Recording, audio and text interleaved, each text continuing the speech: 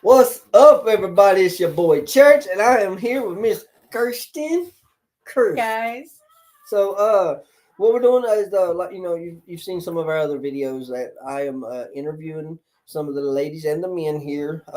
Just getting a brief little story about their lives, and some of them will do. And a matter of fact, you'll just drop some comments, and I'll be checking the comments out. If there's something you hear, you want to hear more about it, I will definitely post a video if the other person is willing. That is, but all this is right now. What we're doing is the San Angelo Gives event coming up, and it's where you can support your favorite organization or multiple organizations, Hopper House, and you know, but you can't start donating until April 22nd. Look at right there running from me right there. So from April 20, you look like you're about to cry. I got this was the easy one here, y'all. I got that one early. But our advance giving does not open up until April 22nd. Runs all the way through till May 5th. So like the banner's saying right there, let's make a difference together. So Miss Kirstin, if you could give me tell me a little bit about what life was like for Kirstin Crisp before the Hopper House. Miserable, terrifying, lonely, full of nothing but sin. Okay. So, could you tell us what maybe the turning point what may have happened in your life that got you to the point that sick and tired of being sick and tired, enough is enough?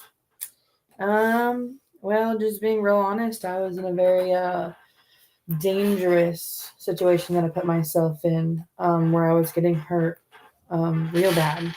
And I was just sick and tired of being sick and tired. I mean, there's no other better way to say that. Sick and tired of being sick and tired, right?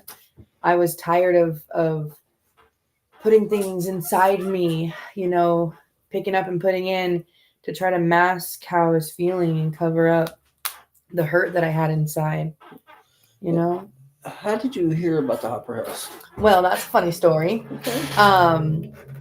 I had once again put myself in that situation, right? Mm-hmm. And my mom told me that if I didn't call this Christian lady, Brandy Hopper. Look, she's smiling. Oh, Chris don't know what to think though. Yeah. It never does. She said it, boss. Us women are a little crazy, that they were just done with me. They wouldn't have anything to do with me, that they couldn't. They loved me, but they had nothing left to give or offer or help me with, So I did. I called her. So I didn't want to lose the one last thing I had. And and you got here when? 7/17 of 2024. Okay. Mm-hmm. And you weren't here very long, if I can recall, before you had a lot of pressure put down on your shoulders. Yeah. Probably about a month and a half. Yeah. And now you're leading the intake trailer, and you've held that job the whole time. And there's moments when some of the and men. Let me point out, this is leaders will have to be humbled, or we have to be humbled because and we have to remove that leadership from time to time. It is all high and mighty as I am. Sometimes I've been very close myself. So, but you've held on to that the whole time. You're learning as the day goes, and you're doing an amazing job. Let's just put it there. And these, so can you tell us some of the experiences, how your experience here at the Hopper House has changed your life? I mean, just like one is like baptisms. Right. Oh my gosh, are they powerful?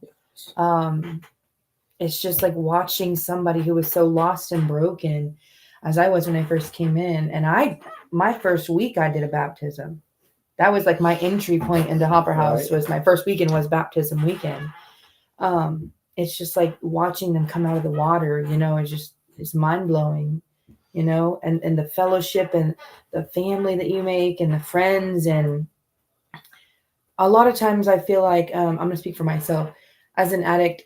I feel like I've never fit in, Right. you know, or like I've never been a part of. And here I feel a part of, I feel loved, respected, cared for, and even protected, you know, coming from my past. I feel love. It's just all love. Oh yeah, and just it's just a safe place here, man.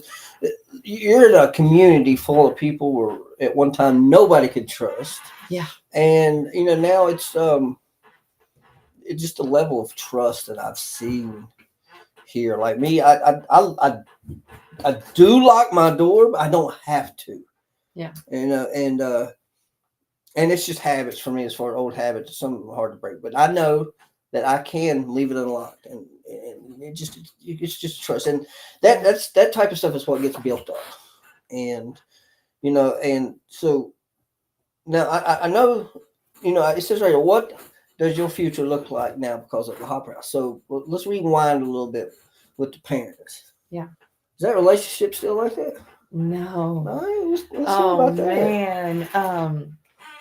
I mean, for example, it would have been like a I hope she says she's not coming situation. But just recently my mom got a little disappointed when I forgot that I was supposed to be somewhere. She said, "Well, now wait a second, you're supposed to be over here with me."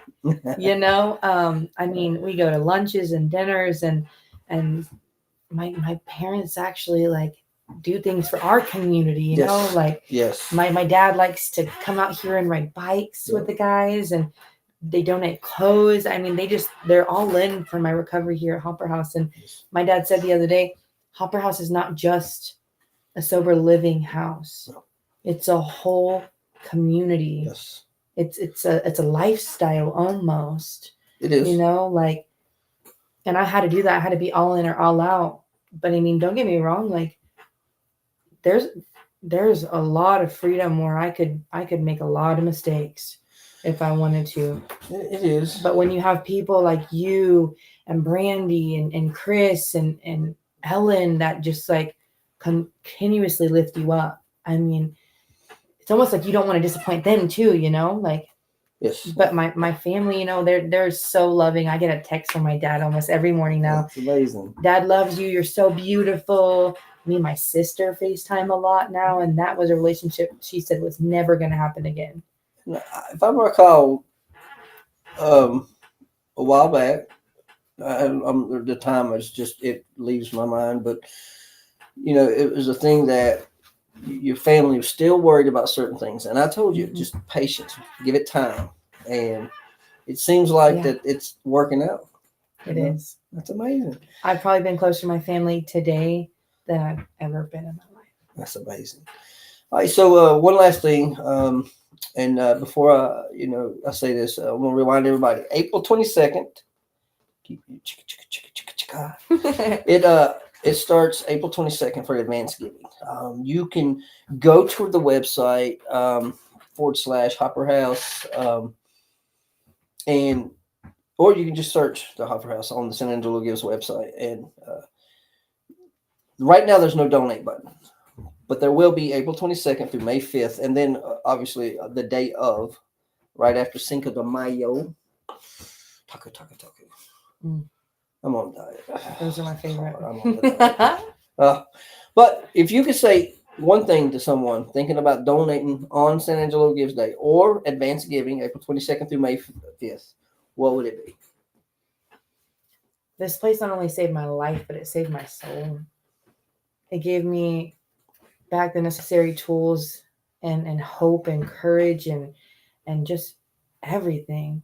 Man, it gave me back everything that I had been trying to fill with all the worldly things. This place changed my heart in ways that I can't even explain. Like, if it wasn't for this place, because I've tried everything else. Right. If it wasn't for this place with these people, I don't know where I would be. And there you go. The donating to the San Angelo Gives, to the Hopper House, that it just helps us expand. You're hearing the testimonies of what we got going on. So just imagine how much more we could do if we could expand. It'd be amazing. So that's all I got for right now. Thank you for the interview. It's been great, and